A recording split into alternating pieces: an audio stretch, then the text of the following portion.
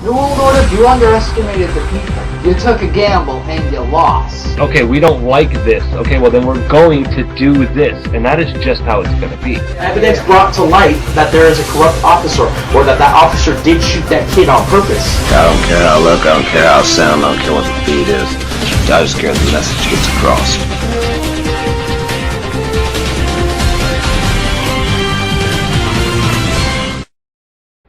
Now, for those of you just tuning in, we have reached the fear-mongering section of my video. So, we explain everything that I come to understand ISIS to be without going into too many grand details. Now, let's ask some pretty pertinent questions. You guys heard me talk about Iran and Syria. Okay? Those are catalytic countries, is what I like to call them. They're the countries in which, when you look at them, and you pay attention to what's happening into their people, and so on and so forth, and the kind of turmoil, I guess, that we've created over there, that is important. Because Syria and Iran have a defense contract with each other. They also have trade deals with each other. So, that would mean that if the Western continent attacks Syria, even if it's just to go get ISIS, that would be bad. Because if Americans show up and start shooting people in Syria, Iran holds the defense contract. Iran must come to the rescue to the Syrians. Useful information. Once Iran comes to the rescue to help Syria, what do you think is going to happen next? Oh, well, I think that is when the bell rings and World War III is on. Not sure, because when Iran decides to attack United States soldiers, then that would mean that would leave Iran open to air raids, and so on and so forth, and then it just gets icky, icky, sticky, sticky, and nobody wants to look at it. But why is that important? It's important because who does Iran have as major international allies? To one side of them, they have Russia. To the other side, they have China. That means that somebody sneezes the wrong bacteria in Iran's way, and two of the largest superpowers in the world are a little bit disgruntled about it. Yeah, guys, it's that kind of stupid. Now, we've watched the proxy wars. They've all been lined up and put into place for us to see, and for us to garner some form of racism against another country, some form of hate and bigotry, and yada, yada, yada, and life goes on.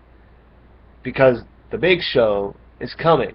I don't know if you guys ever had a chance to look into a YouTuber, this channel by the name of Storm Clouds Gathering, but I would really, really recommend that you do. Very, very important stuff, laid out in a very particular way. It really helps the layman like my ass figure shit out. Because once you take his information and you put it beside our information and you put it beside anything that we choose to research, shit just starts to make a little bit more sense. And it is my opinion, after observing all of these things that have been gone forward, is that there's not a lot of proxy wars left. That's big. Not enough proxy wars left. That means the big head honchos are going to have to face off against each other soon. And we were just talking about the propaganda war needing to win. This is why. Because these next steps, they're big. They're real, real big. And they're going to happen. It's so big that it's one of the minute reasons behind why the Scotland election was rigged. Oh, what do you mean? You're saying that it's rigged? Yeah, it was rigged. Okay? When it's so rigged, guys, if they showed it on national television, we didn't catch the fucking play, man. The guy speaking in the background saying 87% voted yes. You look at the numbers on the bottom, it says 88%. it then tells you that you are looking at a stack of no votes, and if you take time and you pause your live TV, which some of us can, and you actually go forward and you look at it, you can see the check mark. Yes, vote here. Yes, vote there. Yes, vote. On the tops of stacks and stacks and stacks of papers. So I can only assume that all the papers in that bundle that is beneath the yes note must be yes and not no. Okay, and then we can go into watching them counting the votes. Okay, I shit you not. They bring the thing over, it's quite dramatic, and they put it on the table, right? And they unlock that son of a bitch, right? And they open it up. And they stick their hand down and they pull out a uniform bundle of pages that they begin to count.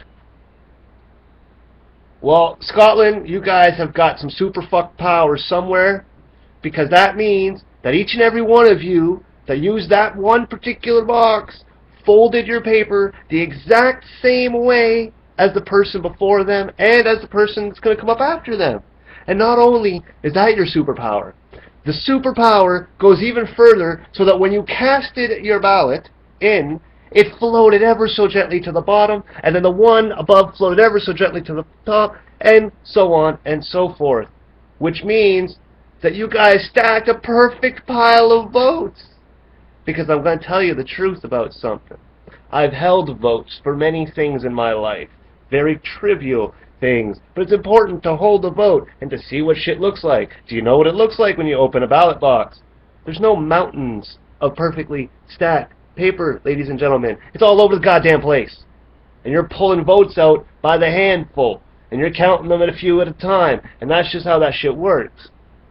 Pulling perfectly uniform numbered things out of a completely locked up... Come the fuck on! Really? You went that low? But see, we gotta entertain as to why the Scotland vote would have been rigged. We'll get into that one next. Alright? Just, really?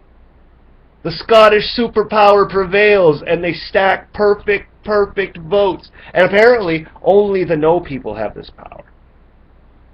Just putting it out there. Stick around.